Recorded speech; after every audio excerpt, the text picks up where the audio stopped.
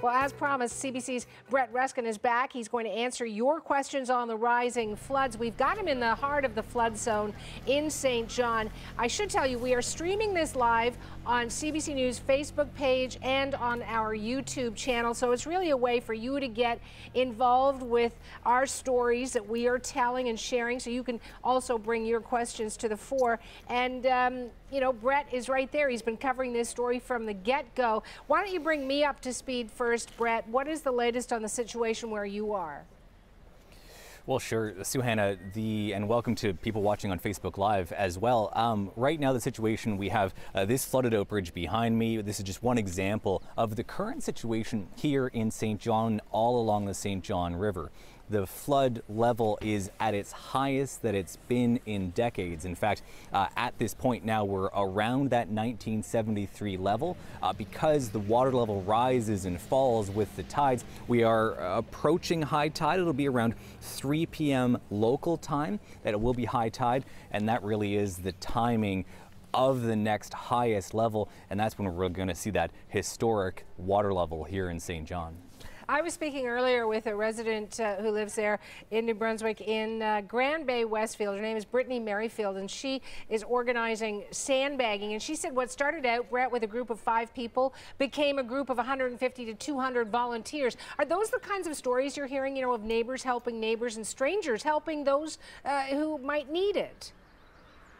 I was just speaking with a group that actually, if you see just right here, for context, this white line of sandbags along there defending this home that's right there, that wasn't there only, you know, a few short hours ago. It has been lineup and of pickup trucks that have been coming. There is a sandbag making assembly line, essentially, that's just a short drive from here. Really, it is neighbors coming together to help neighbors. It's people that know each other, but also people that don't know each other, that are just helping those in need. I was speaking to some people who said that they've taken off work because there are people that need their homes defended. And so this is what is kind of bringing the community together, that sentiment that, you know, there are people in need and we're going to help. We can't always rely on the kindness of strangers, though. I mean, the government has a role to play as well. What's the response in terms of, or the reaction in terms of the government response? Sure. Well, we have heard numerous times from the Emergency Measures Office as well as from the Premier's office as well, offering daily updates, even hourly updates, depending on the circumstances, about what kind of resources are available, what types of information is available as well. From the Emergency Measures Office, they say to, you know, get out if you are in one of the flood evacuation zones. This is one of the zones behind me here, just across the bridge. There are hundreds of homes there. Those are in the flood evacuation zone, and they risk being cut off by this bridge if the water rises significantly higher than where it is now. There are many other zones along the St. John River that are either flooded already or at significant risk of flooding as well. And so they are being told by EMO to get out. Now, the Premier had more information to say about that, saying that if you have experienced flooding before, either in 2008 or 2006, which was another bad one, or back in 1973, that this will likely be the time to get out, because this flood will be worse. This flood is worse already, and don't wait to see how much worse it's going to get. Get out while you still can.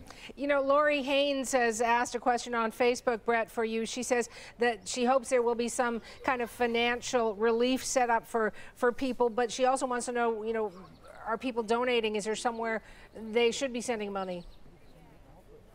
I haven't seen any of those GoFundMe campaigns put together just yet, but I do know that, you know, the EMO, as they always do, say to keep track of everything, keep track of any kind of receipts for damages, track to see as much as you can, take stock of what damage may be occurring to your home, so that you have proof of what existed before the flood and what you may have lost in the flood. Those receipts and that process, that administrative process, is sometimes overlooked in the drama of this type of disaster, but they say it is important later on to have proof of what you had before the flood and what you may have lost. You know, also this week, Brett, and you probably have as well, I've spoken with people who remember the floods, but from way back decades ago, 83, I think there was a big one, and then previous years as well.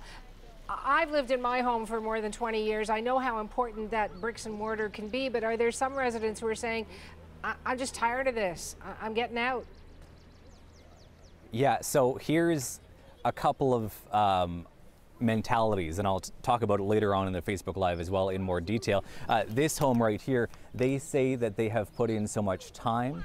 There have been so many people who have helped out. There has been so much effort put into defending the home, pumping out the basement, keeping things going day and night, really, that it would be just such an incredible emotional loss to have them evacuate now. So they are staying put. They are definitely not going. They've told me that they are steadfast. They are definitely not leaving anytime soon. There are other people who have said, you know what, we're going to do our best we can to shore up our front and side door with sandbags, and we're getting out. We're going to stay with neighbors, stay with friends who are on higher ground, and then we'll go back once we know that the water levels have receded.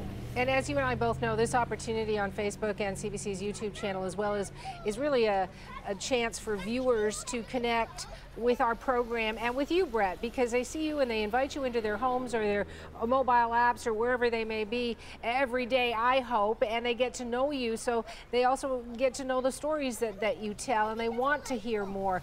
We've got Carrie Carmichael asking whether the water will rise more in Fredericton, and she's posing that, you know, directly to you, Brett.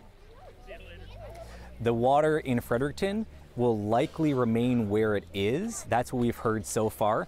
It will likely go up, though, here in St. John. That is the estimate, that's the forecast from officials. So that's not necessarily from me, that's from officials who have made that forecast. So again, Fredericton likely staying where it is, which is also a problem too, because it's already at flood stage levels. So Fredericton likely staying where it is. Down here in St. John, though, likely going to rise. Yeah, I think our viewers know that you've been talking to officials and getting your information from those sources who can give us a sense of what the expectations are, and sometimes those prove incorrect, and I certainly hope in this case that they get it wrong, that the waters aren't going to rise. You know, and I'm sure Canadians across the country are thinking the same thing.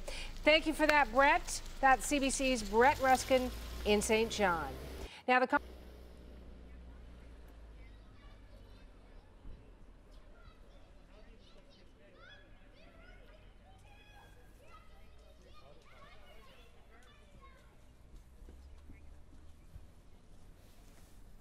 Okay, so there we go. That was the end of the live hit. I'm going to put that away. So thank you for joining me here on this Facebook live stream. So what I'm going to do, that is the end of that live stream with Suhanna. I'm going to plug my phone into a battery here so I can stay connected with you watching on your screens, either on your smartphone or on your desktop. And so I wanted to let you know exactly what we're doing here. So this is, again, a Facebook Live broadcast. I'm here in St. John, just at this juncture here, this bridge, which has been overflowing and has been flooded for the last number of days. It's been underwater for days, various heights depending on the water levels, depending on the tides, as the water has risen and fallen, depending on the tides. And so this really is just kind of one example, one of many examples of the St. John River and just the power and the amount of volume of water that's flowing and that has been flowing over the last few days. There are areas from Fredericton all the way down here to St. John that have been affected, communities that have been affected in various different severities, various different levels. And so we are live on Facebook right now. Thank you very much for watching. And so again, also Facebook and YouTube as well. We have a question from Margaret Shedler from Facebook asking how St. Stephen is doing. Haven't been up to St. Stephen yet, but they are, again, on the river as well. So they are in the flood zone because everywhere along the St. John River, including St. Stephen, other places like Grand Bay, Westfield, have all been experiencing flood conditions, whether it be, you know, Gemseg or Coyville, or from Fredericton all the way down, including St. Stephen. They're likely flooded in some degree or another. So I want to tell you a little bit about our coverage here that we have had. You know what, we're not live on TV, so I'm going to loosen my tie because this is just a chat that we're having. So I was in Fredericton. I'm usually report from Halifax on CBC News Network. I arrived in Fredericton on Sunday, reported on Sunday, Monday, Tuesday in Fredericton, popped back down to Halifax, and then came back to St. John on Wednesday morning. And so I've been here since, kind of reporting, watching the floodwaters as they have been rising and falling, and speaking with residents. And they have been saying that they have this decision to make. They have been told by the media, by emergency officials, that they should be getting out, but so many of them don't want to get out, and you can kind of feel for them because this is their homes. They have been defending and stacking sandbags and putting up, grabbing sump pumps to pump out their basements for the last number of days. I mean, this family here that I was talking about with Suhana before we went straight to the Facebook Live, as well as on YouTube, they said that they are just not going to give up ever. There's no way that they are evacuating, even though, as you can see, their house is surrounded by water. They have seen so much effort and so much emotion and help being given by the community that it would be letting them down if that family were to evacuate. That's what they said to me just a couple of hours ago. And so we'll answer your questions here. Got a couple of them coming in. We have questions saying, is it affecting air travel? That comes from Eric Carlson. As far as I know, no, haven't heard any problems affecting air travel. We've heard about people flying in and out, so that is good news there. Has flooding gone towards Sussex? I haven't personally been towards Sussex, but again, along the St. John River, just about everything is at flood stage or higher, just because of the nature of the river. And so it is affecting everywhere along that stretch of riverway. So a couple of stories that I've experienced or that I've encountered here. Again, I've been spending this past week in New Brunswick speaking with people who are dealing with this flooding situation. I was speaking with Tony Sutton. Now, she lives, again, just past this bridge area in the Randolph neighborhood. That's past there, past where the kids have been playing in the water. And I've been speaking with her just about every day this week, asking her if she's going to leave. The water level rose higher and higher over the last few days. Today, she said, you know what? I'm leaving. I'm going to head out. I'm going to leave because it doesn't make sense for me to stay any longer. She lives in a basement apartment, the basement flat of a home, and she finally made that incredibly difficult decision. I could see that it was kind of a turmoil for her to make that decision to abandon her home, to evacuate her home. She did have sandbags stacked up, but she didn't want to leave. And then an hour later, she said that a neighbor had convinced her to stay. So people really are going back and forth to see, back and forth between staying or leaving, and just the anxiety around that decision as to how high will the water get overnight. And we'll talk about the timing of the increase in the water level in just a second. A couple more questions. Philip from Facebook, I think, says, is there a danger of waterborne disease? Not in the water system, so not in the water coming out of the taps, but there is concern about waterborne disease in any floodwater. So, for example, this floodwater that the kids are playing in, there is concern for waterborne disease. And so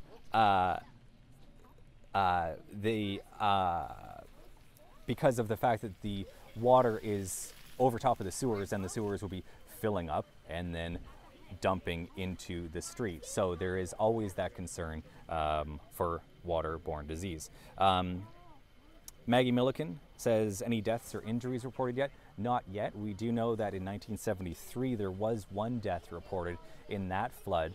No deaths reported in the 2008 flood. Those are the two floods that we really reference as reference points for the last... Hi guys. We're live on Facebook, by the way. Yeah, I know. Our other friends, and they're watching us. We were dancing in the background before. You were dancing in the back. We were just talking about waterborne illnesses in floodwaters, so that's what you were dancing in. But thanks for being a backdrop to my Facebook Live. Nice to meet you. Dance. What were we talking about? Oh yeah, death and injury. In 2008, there was no reported deaths. In 1973, there was one reported death. No deaths or injuries reported as of yet. One of the reasons why that might be is because this flood is arriving slower and staying longer than the 1973 flood. That one occurred much more quickly over the course of a day or so. And so that was a more sudden arrival of the water than this has been. It's been, building over the last number of days, it's over a week or so. So people knew it was coming, so it was less of a shock, less of a concern. But even though there haven't been any reported deaths or injuries, there is still reported significant risks. This is sort of bad in terms of the amount of isolation for the residents there. But there are areas such as Darling's Island, the Kingston Peninsula, that our other reporters have visited that are completely cut off. No matter how big your pickup truck is, you can't get there. You need a boat to get there. There has been people that have been ferrying people back and forth, and there are residents of those communities that are still keeping that same sentiment, that same idea of, we're going to stick it out. We're going to wait this flood out. And they have no access except for boat to the mainland. And so that's one of the reasons why the Coast Guard has been called in, because those people that have decided to stay, if they do have the sudden need for an emergency evacuation, or if there's a medical emergency, the Coast Guard will be on hand, ready to offer assistance if need be. So that's a quick description of kind of the risk and the risk associated with the flood overall. We'll take a look behind. If you just see here, so this is how people are crossing, by the way. So this is, you can see kind of an idea of how deep the water level is by the truck and the ATV going across. It's about 16 or 17 inches at the center of the bridge. The city of St. John was here earlier measuring that height, and they were trying to keep track of the water levels, just gathering as much data as they can and cross-referencing it with their flood charts that they do have to know exactly how high the water levels are. Nancy Reed on Facebook says, is the water level still rising in Gagetown? I'm going to guess at this one. I'm going to say likely not, only because in Fredericton, just a little bit upstream, the water level is steady at that point. And so the water level is not rising in Fredericton. It likely isn't rising in Gagetown either. But again, further downstream, there will be rising water levels. So let's talk about the water levels. The water levels are being measured most accurately by Environment Canada. So if we talk about those past floods that I mentioned when we talked about the injuries just a moment ago, in 1973, let's start with most recently, 2008, 10 years ago, there was water levels that reached 5.2 meters above sea level, so 5.2. That was the level reached in 2008. In 1973, it was 5.4 meters. That was the worst flood that anyone had ever seen here in St. John. So everyone that I've been speaking with saying, oh, it's not as bad as the 2008 flood, not as bad as the 1973 flood. And so not as bad as the 1973 flood. This is now worse than both of those floods. So in the last 48 hours, we have seen flood levels exceed that 5.4 meter level. Yesterday at 2 a.m., so not this morning, but yesterday at 2 a.m., At the highest tide level, it was 5.45 meters, so a little bit above that 1973 mark. And then this morning at 2:30 a.m., again at that high tide mark, it was again 5.5 meters. So we are slightly above that level reached in 1973. And now I'm going to grab a quick drink of water. It's funny that there's so much water around, but there we go. And again, we're live on Facebook and on YouTube. Thank you for tuning in, if you are in fact tuning in. And feel free to ask any questions that you might have. The sources for information that you can turn to for official information is obviously the New Brunswick government website, Riverwatch. They offer some great statistics. The St. John municipal website also offers great stats as well.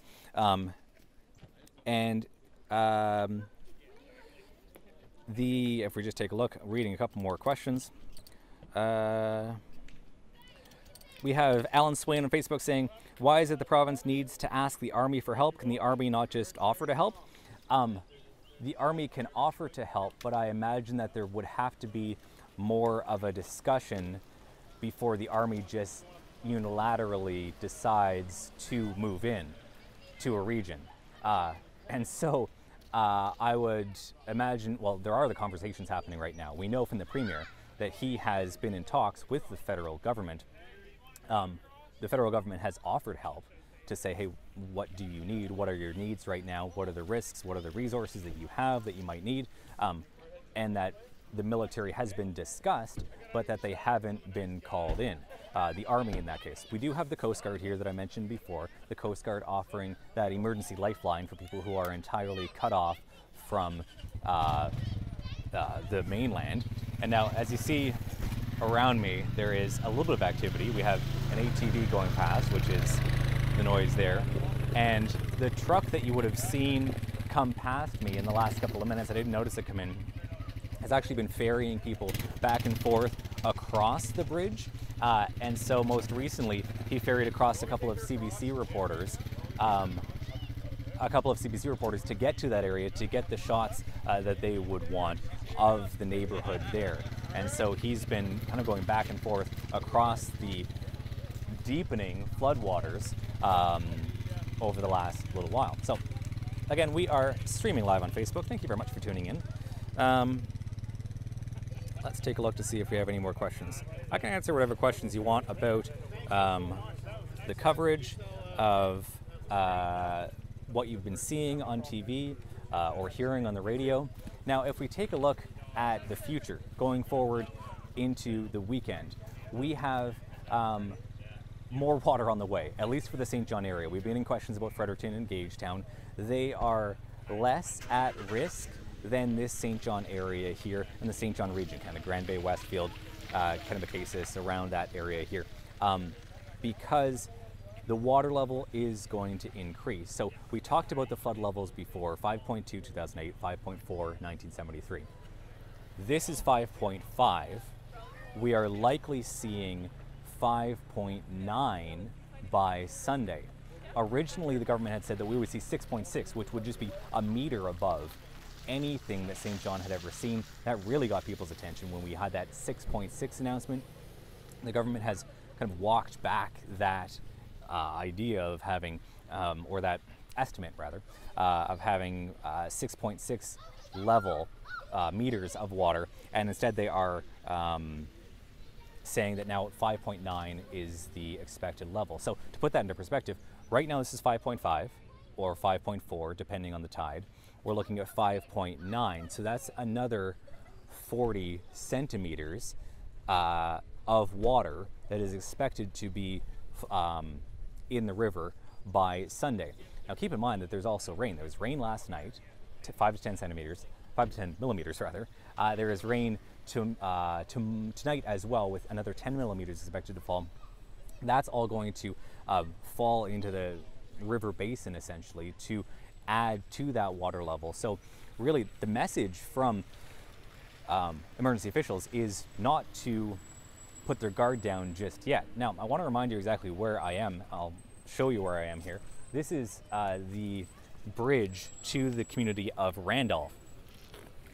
Now, Randolph is a community here in St. John. It is one of the designated evacuation zones. When the government initially put out the call saying there's 1,900 residents that we would like to see evacuated, the community past here was one of those zones. And so many of them haven't evacuated. In fact, if we go over the stats of who has evacuated and who has not, we have nearly 2,000 people who have been told they should evacuate, nearly 2,000. Less than 200 have registered with the Red Cross saying we're out.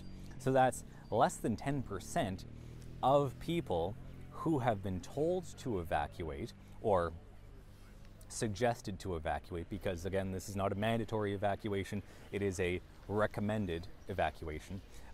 So less than 10% have actually done so, or at least have told the Red Cross that they are out, because the Red Cross wants to ensure that they know who is out, what their address is, because if things get really bad, they can go kind of civic address to civic address, house to house, saying that person has evacuated, that person has not, we need to check that house. And so, again, if you're watching this and you have evacuated and you have not checked in with the Red Cross, either called them or visited their community center, ensure that you do so. Remind them that you have left your home, and just let them know where you're at, where you're staying, and that you are in fact safe, to help officials who are organizing this to have the accurate statistics about who's affected, where the worst sections are, and what they should do next. Taking a look to see if anybody else is asking any questions as we begin to wrap up this Facebook Live. Again, the worst flooding is in this area here, in the St. John area right now. Not necessarily here, but elsewhere in the area, there are homes that are being surrounded by water, some flooded basements. Basically anywhere along the St. John River is experiencing some degree of flooding. And so at this point, it is really a matter of watching the water levels. Depending on where you are along the St. John River will dictate what your next few days look like. If you're again at the top of the river or near Fredericton, in that area, you will see water levels likely stay the same. As you move further downriver, you will likely see water levels increase. And then over the next few days, likely up until Sunday, at least for the St. John area. After that, we don't know how long the water will take to start to recede. We're seeing it very steady in Fredericton, not much receding of the water happening there. And so it's tough to say exactly how quickly the water will recede further downstream here. And so let's see. Nick Moran on Facebook, is it true the reversing falls are not reversing? That's a good question. Is it true that the reversing falls are not reversing when the tide goes in and out due to the flooding? I can't say for sure. Again, the famous reversing falls in St. John that change direction based on the tide. But every time I've driven across the bridge, the reversing falls bridge, it has been coming out. That is as educated of an opinion as I can give. That, pardon me, that I haven't seen them going the other way. I've yet to see the reversing falls bridge reverse this week. So that's my personal take on Nick's question. Thank you very much for the question on Facebook. And so again, just wrapping up here, thank you very much for watching, whether on Facebook or YouTube or on any of the other channels which we are streaming. I will be here over the next number of days. We will have ongoing coverage. You can tune in to radio, you can tune in on TV, every medium that you can usually listen to CBC. So again, just to wrap up for anyone in the St. John area who is watching this, again, water levels currently where they are likely going to increase up until Sunday. We don't know when they're going to come back down. And so stay safe. That is the message from emergency measures officers, and that's the message from me too. So thank you very much for watching. I really appreciate you tuning into Facebook Live, and tune into CBCNews.ca for more details online, as well as on radio, TV, or your streaming devices. Thanks very much.